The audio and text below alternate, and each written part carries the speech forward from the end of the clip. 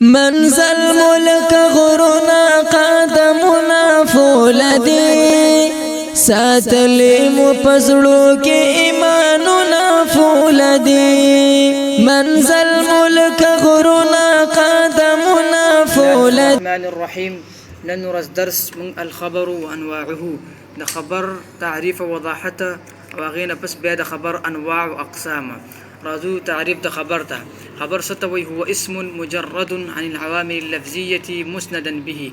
ده هرغ اسم خالد أو مجرد ده عوامل اللفظيونة مطلب عامل اللفظي بكي نبي أو كلام كي مسند به واقع شيء. مثال رازو وضاحت بوشي محمد رسول الله صلى الله عليه وسلم. رسول الله ده خبر واقع شوي ده من الخبر ستبه هو اسم انه رسول الله اسم ده مجرد عن العوامل اللفظيه ده عامل لفظي ونخلص عامل لفظي نخكاري او مسند به بكلام كي واقع شوي ده مسند به. انواع الخبر ده خبر اقسام وانواع.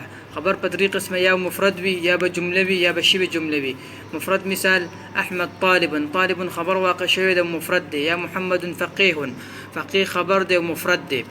دویم جمله بتقسم ما خبر واقع يا باسميه يا فعليه. جمله اسميه خبر واقع شوي الله فرمي ومن احسن قولا ممن من دلت مبتدا ده واحسن قولا ممن دعا الى الله. ده خبر ده خبر جمله اسميه واقع شوي. ده جمله فعليه خبر واقع شوي لك الله فرمي الله نزل احسن الحديث. الله مبتدا ده ونزل احسن الحديث خبر ده جمله فعليه. ده شبه جمله دريم قسم. شبه جمله بعد قسم يا بجار مجرور يا بظرفي.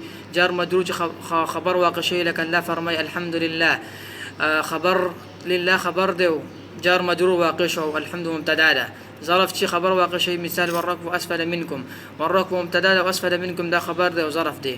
وصلى الله وسلم وبارك على خير خلقه محمد. پسروس کروټو باندې دو پر مخادرومو لامیر سره مو کړي بیعتنا فولدی ساتلی مو پزړو کې ایماننا فولدی منزل ملک